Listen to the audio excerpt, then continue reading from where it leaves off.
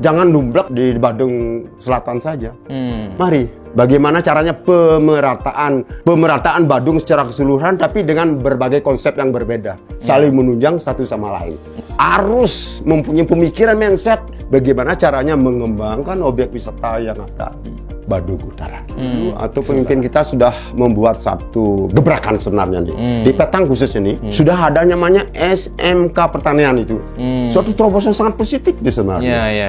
Salurkan dia misalkan dalam pemasaran perlu digitalisasi. Dalam hal pengembangan produksi perlu alat-alat atau bahan bantu dan lain sebagainya. Itulah kita bantu mereka. Jangan dipungut biaya mereka. Gratis semua. Dari A sampai Z gratis kan.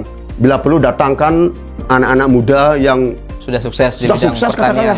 Di pertanian.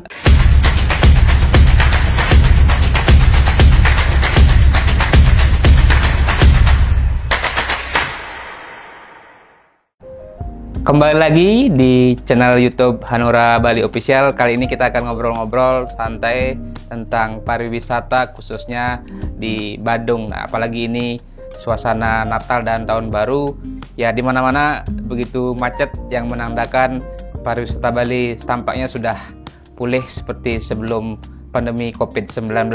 Sudah hadir bersama kami di studio Bapak Iputu Lebih Aryane, ya seorang praktisi pariwisata yang juga kader Hanura, caleg Hanura untuk DPRD Provinsi Bali, Dapil Badung nomor urut 4. Om Swastiastu. Om Swastiastu. Pak Putu, selamat siang. Selamat siang. Ya, sudah hadir di studio, Pak. Terima kasih. Yang panggil Pak Putu aja, Pak, atau Pak Lebih? Oh, boleh, aman aja, boleh, silakan. Pak Putu ya. Ya, ini Pak Putu kan backgroundnya praktisi pariwisata ya. Yang dengar juga saat ini sedang mengelola sebuah destinasi wisata alam mungkin ya. Di Badung Utara ya. Di Petang. Nah, mungkin bisa cerita nanti mungkin secara umum bagaimana Pak Putu melihat pariwisata Badung yang saat ini sudah mulai tampaknya sudah mulai pulih pasca pandemi, apalagi ini momen Nataru, kemudian juga di 2024 kira-kira seperti apa pariwisata Badung bisa lebih bergeliat, termasuk mungkin yang lebih spesifik nanti potensinya di wisata alam atau di wisata agro, sebagaimana mungkin menjadi potensi di Badung Utara yang akan membedakan dengan potensi yang ada di Badung Selatan. Nah, secara umum dulu Pak Putu pandangannya untuk pariwisata Badung, kondisinya seperti apa sebenarnya sekarang? Om Swastiastu. Om Swastiastu. Terima kasih atas waktu dan kesempatannya. Boleh dikatakan saya adalah seorang praktisi pariwisata, benar, karena saya katakanlah sudah pensiunan bekerja di pariwisata. Secara garis besar, bahwa pariwisata di Badung pada intinya sangat bagus, baik sekali. Kenapa dia katakan demikian? Bahwa dari penghasilan yang ada di Badung hampir 85% pendapatnya dari pariwisata. Itu jangan bangga dulu. 85% itu kita terlalu bangga diri dari pendapatan pariwisata, tapi apa yang terjadi kemarin? Ketika COVID terjadi, ambruk. Oleh sebab itu, marilah saya yakin dan percaya bahwa pemangku jabatan sudah berpikir hal-hal yang lebih positif, khusus tentang Badung. Dalam hal ini, dulu yang pernah namanya Badung dalam hal pariwisata dibagi menjadi 3 wilayah. Badung Selatan, Badung Tengah, dan Badung Utara. Dengan potensi dan diferensiasi masing-masing. Betul. Dengan seperti benar yang seperti Pak katakan tadi. Contoh selatan sebelah gininya, tengahnya segini. Kami khusus berbicara di dalam hal ini di Badung Utara. Ini dulu kalau nggak salah sudah dikembangkan namanya bidang usaha agrowisata. Nah, ini kenapa hal itu bisa terjadi? Hanya menunjang secara keseluruhan. Memang ada pariwisata yang datang ke Bali tidak hanya sekedar melihat pantai, tidak hanya sekedar melihat kemewahan hotel, tapi mereka ingin melihat alam juga. Kata orang alam itulah paru-parunya dunia, kan begitu? Benar. Mereka ingin menikmati suasana-suasana yang ada di Badung Utara. Oleh sebab itu, mari saya mengajak seluruh masyarakat, dalam hal ini khusus pemangku jabatan, pemangku pemerintahan, katakanlah seperti itu, yang mempunyai katakanlah kewenangan dalam hal ini. Bangunkan kembali, bangkit kembali apa yang sudah kita. Jangan dumblak di Badung Selatan saja. Mari. Bagaimana caranya pemerataan Badung secara keseluruhan, tapi dengan berbagai konsep yang berbeda, saling menunjang satu sama lain. Ya. Mungkin itu yang saudara sampaikan. Nah, secara lebih spesifik apa ya, secara tadi lebih spesifik dan lebih detail yang membuat Badung Utara ini punya potensi di sektor wisata alam, atau juga spesifiknya adalah di wisata agro atau agrotourism, dan apa yang bisa menjadi ikon atau ikonik lah nanti untuk di Badung Utara. Terima kasih. Mungkin setahun terakhir ini saya mengamati dan secara terjun langsung bagaimana daerah Badung Utara. Ada beberapa potensi yang ada di sana, adalah alamnya masih alami.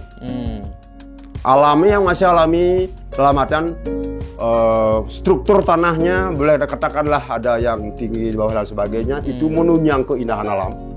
Itu yang perlu kita tetap kalau bisa pertahankan hal seperti itu. Jangan sampai keindahan alam itu dirombak sedemikian rupa untuk membuat yang namanya hotel-hotel gitu. Jangan dulu. Itu yang pertama. Yang kedua, alangkah baiknya pemerintah dalam ini menganggarkan BKK khusus apapun namanya yang menunjang berkembangnya pariwisata yang ada di Badung Utara. Untuk sementara waktu itu yang dapat sampaikan. Ini kewenangan pemerintah itu jangan hanya di Badung Utara Selatan saja. Mestinya orang-orang siapapun yang punya pemangku inilah harus mempunyai pemikiran mindset bagaimana caranya mengembangkan objek wisata yang ada di Badung Utara. Sementara. Kalau dari sisi agronya apa yang sudah berkembang, Pak? Mungkin bisa di-sharing dan apa kira-kira yang bisa menjadi ikon, termasuk potensi apa yang masih ada gitu. Kalau agro sekarang ada, saya agak nyebut nama ya. Agro secara umum ada beberapa objek wisata yang sudah mengembangkan wilayah berkaitan dengan agro. Agro belum berkembang secara signifikan. Dalam hal ini harus ada yang mengelola, adalah katakanlah usaha sendiri, katakanlah seperti itu, pribadi, membutuhkan biaya yang sangat tinggi. Lahan yang sangat kosnya tinggi sekali. Lahannya harus kuat, menandakan pemeliharaannya, tenaga kerjanya, dan lain sebagainya. Oleh sebab itu, marilah bantu seperti yang saya katakan tadi. Minimal ada pelatihannya, mungkin ada dana atau bantuan khusus untuk mengelola belang itu bukan gratis ya. Harus dikembalikan, itu dana bergulir istilah seperti itu. Nah, harus minimal begitu usahanya jalan, apa yang dibantu itu dikembalikan lagi sebagai untuk keperluan untuk yang lain. Untuk yang lain bisa bergulir untuk usaha yang lain. Benar. Itu harapan yang. Kalau sekarang memang ada beberapa objek yang sudah berkembang di samping agrowisata, ada air terjun. Boleh saya sebut namanya? Air terjun Nungnung, air terjun Gua Gong, air gua yang dilipah waterfall yang namanya dilipah, dan lain sebagainya, banyak sekali.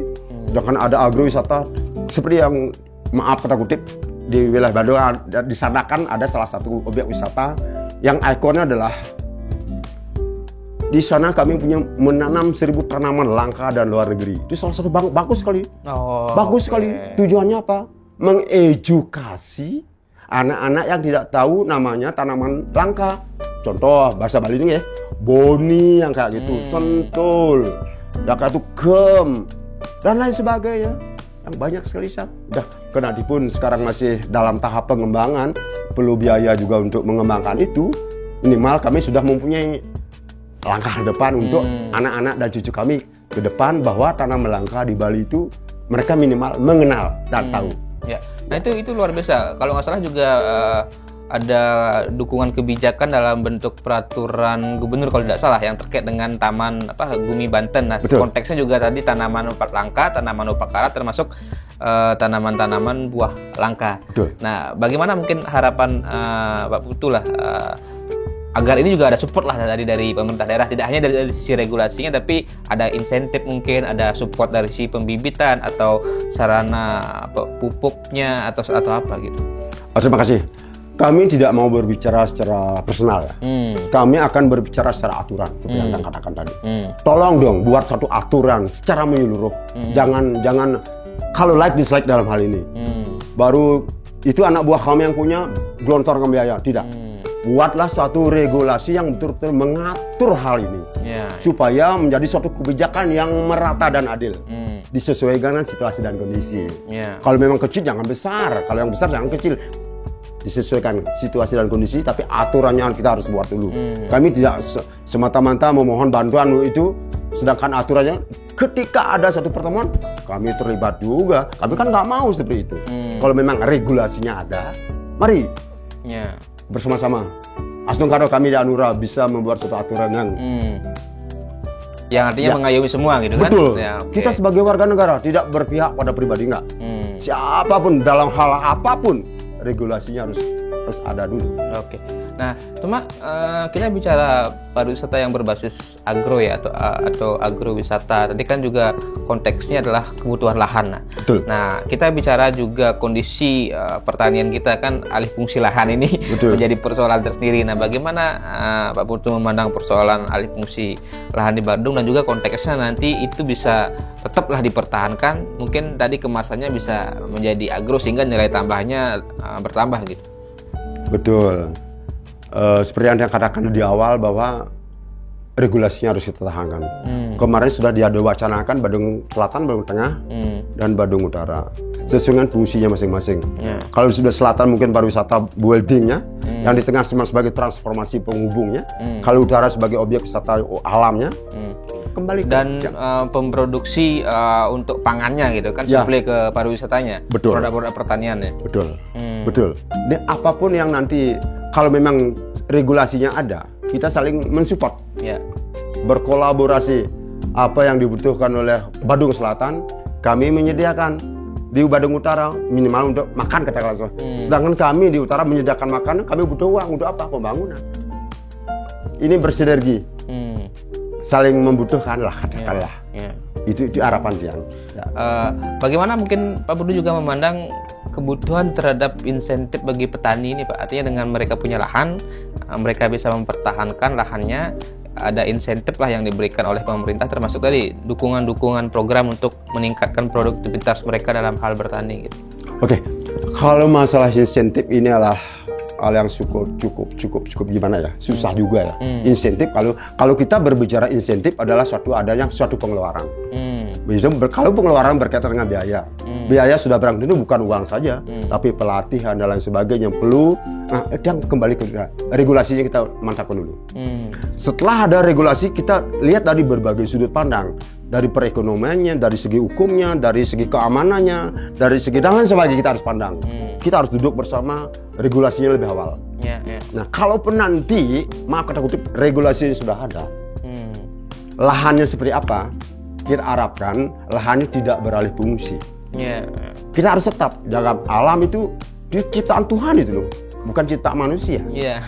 Alam yang menciptakan kita Tuhan. Kita nggak bisa membuat tanah gitu. Kita nggak bisa membuat tanah. Mencetak sawah kita nggak. Kita nggak bisa. Tanaman yang gede-gede di sana banyak sekali, jangan ditebang. Kalaupun kita nanam yang namanya taham sekarang, ya mungkin 50 tahun kita sudah nggak ada lagi. Kedadipun kita wariskan pada anak-anak. Tapi regulasinya kita mantapkan dulu. Dilihat dari yang kata-kata tadi, dilihat dari berbagai sudut pandang, keamanannya dan sebagainya. Nah, yang pertama, jikalau itu sudah ada, insentif yang perlu pertama adalah yang punya lahan itu kasihlah uang minimal untuk mereka hidup bulannya. Karena maaf kata kutip, kita di Bali adalah orangnya mayoritas Hindu. Mereka setiap hari itu untuk adat budaya. Upakara lah. Ini berkaitan. Pertama lah makanlah untuk diri kita sendiri. Udah itu persembahan namanya saiban, canang, klion, purnamo, tilem, odalan 6 bulan, di trikayangan dan lain sebagainya. Itu mereka minimal kasihlah beban. Jangan sampai beban. Bebannya begini, ketika dia tidak mampu melakukan hal itu, dia kepingin menjual tanahnya. Tanah jual kepada siapa? Ya sudah perang tentu yang punya uang. Kalau sudah yang punya uang, dia tuh secara nasional, mereka punya hak untuk mengatur tanahnya. Mau nyediain apa? Kita kan nggak bisa. Itu harapan dia. Insentif ini tetap ada, tapi seperti kembali, tolong regulasinya diatur dulu, biar nggak kerasa kerusuh lah. Ya, yang jadi juga persoalan klasiknya kan, ya oke, Bandung ini pariwisata, kemudian secara umum juga Bali kan anak-anak muda kita lebih senang ke dunia pariwisata. Pasti hasilnya pasti menjanjikan, apalagi mereka bisa kerja ke luar negeri, kan sangat sedikit yang mau berminat menggeluti pertanian. Nah, kondisi itu juga kan pasti terjadi juga di Bandung gitu. Nah, bagaimana mungkin harapan Pak Putu dan dorongan kepada pemerintah? Ada juga tadi kebijakan khusus untuk mencetak regenerasi petani atau anak-anak muda jadi petani milenial gitu. Itu ide yang sangat bagus. Mungkin pendahulu atau pemimpin kita sudah membuat satu gebrakan sebenarnya nih. Di Petang khususnya nih. Saya nggak nyambut siapa itu. Sudah ada namanya SMK Pertanian itu. Suatu terobosan sangat positif nih sebenarnya. Iya. Nah, kalau nggak salah itu menjadi satu-satunya mungkin SMK yang masih aktif lah, artinya dengan punya banyak prodi kalau nggak salah. Betul. Kenapa kita nggak kembangkan? Iya. Itu SMK pariwisata itu kan bisa dibagi, mungkin ada masalah pembibitannya, alat manajemennya dan lain sebagainya berkaitan dengan pariwisata pertanian ya. SMK itu yang perlu kita kembangkan. Iya. Kembangnya gimana?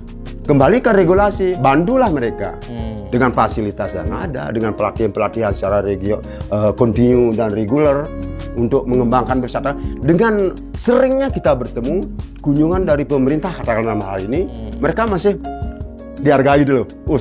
Pak Bupati datang ke SMK kami, termotivasi jadinya. Begitu termotivasi, anak-anak tuh bangga. Saya orang petani, tapi petani yang intelektual, bukan petani yang hanya sedang yang cangkul, Pak. Mempunyai wawasan baik dalam karena anak-anak muda, digitalisasinya tuh saya akui pasti mantap. Kita kembangkan, salurkan dia, misalkan dalam pemasaran perlu digitalisasi, dalam hal pengembangan produksi perlu alat-alat atau barang dan lain sebagainya. Itulah kita bantu mereka, atau bila perlu kita buatkan atau SMK yang berkaitan dengan pertanian. Nah, yang lagi artinya apa? Jangan dipungut biaya mereka, gratis semua. Iya. Dari A sampai Z gratis kan. Bila perlu datangkan anak-anak muda yang sudah sukses di bidang pertanian. Di pertanian. Ada tadi yang mengkombinasikan antara pertanian dengan teknologi digital. Betul. Gitu. Kita sebagai warga negara jangan menafik bahwa kita harus mengikuti tren teknologi. Kita nggak boleh anak muda gitu, nggak boleh. Kita harus ikuti. Mau nggak mau yang abadi adalah perubahan. Kita harus ikuti itu. Ya. Nah, itu suatu hal yang menarik sebenarnya yang juga Pak Putu sampaikan. Tapi tadi kembali kepada political will pemimpin kita dan juga prioritas kebijakannya. Nah, priority kebijakannya. Nah, ketika Hanura, kader-kader Hanura khususnya mungkin dari Bandung nanti ada yang terpilih baik di DPRD Kabupaten Bandung maupun di DPRD Bali, Pak Putu misalnya, bagaimana ini didorong menjadi sebuah regulasi, program dan juga dikawal implementasinya? Inilah pertanyaan yang sangat bagus. Kenapa dia katakan inilah buktinya kami ingin membuat suatu hal itu. Ingat, yang berhak membuat regulasi adalah eksekutif dan legislatif. Kenapa kami hanya guar-guar tanpa melalui wadah yang sudah disediakan? Ya nggak mungkin dong. Artinya di luar arena lah, nggak bisa. Di luar arena kita bisa jadi petarung gitu. Kan nggak bisa jadi petarung. Coba jadi pemandu suara aja. Bener, tahu itu aja. Buktinya kami siap menjadi karena kami terpilih, kami akan melaksanakan hal seperti itu. Karena kami punya hak untuk itu. Karena kami sudah masuk dalam suatu koridor yang memungkinkan untuk melakukan hal itu. Memungkinkan menghadirkan perubahan lewat regulasi dan eksekusinya dikawal dengan fungsi pengawasan tadi. Fungsi pengawasan. Fungsi pengawasan iya. Legislasi iya. Anggaran juga iya. Kan anggarannya di DPR yang ketok palu, misalnya SMK Pertanian di Petang, provinsi. Karena kan kalau nggak salah SMK kan provinsi punya. Jadi bisa disupport sebenarnya gitu kan. Benar. Ya, itu harapan kami. Itulah tujuan kami, salah satu di antara poin di antara yang lain. Itu baru pemikiran kami. Oleh sebab itu, marilah jangan lupa Hanuranya. Kami punya program yang seperti itu, dukunglah kami untuk apa yang kami sampaikan tadi. Ya seperti itu. Ya. Nah, tapi di Badung juga kondisi politik kan tanda kutip tidak sedang baik-baik saja bagi partai-partai menengah atau partai kecil gitu kan, berhadapan dengan partai penguasa yang punya dominasi yang cukup dominan. Bagaimana optimisme Pak Putu lah untuk Hanura minimal bisa 1 kursi di DPRD Bali, termasuk beberapa kursi di DPRD Badung, dengan tadi punya ide, gagasan, program, visi misi yang harusnya bisa diwujudkan ketika sudah ada di lembaga legislatif. Baik, secara regulasi peserta pemilu itu sudah barangkali, maaf kalau mungkin 18 partai ya. Yeah. 18 partai ini sudah mempunyai hak yang sama dalam hal memperjuangkan hak. Memang di Badung kita nggak boleh nutup mata. Memang ada hal-hal yang mungkin di luar, katakanlah maaf, normatif yang sudah diatur suatu perundang-undang yang berlaku. Tapi kami tidak menyalahkan partainya. Yang kami garis besar adalah oknumnya. Oknumnya berbuat seperti itu, apakah layak? Yeah. Pertanyaan saya bertanya lagi, apakah layak oknum yang berbuat seperti itu melanggar undang-undang, melanggar regulasi yang sudah ditetapkan, berdasarkan proses yang sangat panjang, sehingga mereka melabrak begitu saja. Marilah kita imbau kepada masyarakat yang punya hak pilih, gunakan hak pilih. Kami tidak menyalahkan si B. Mungkin itu silakan, itu cara-caranya dia melakukan untuk meraih katakanlah kemenangan.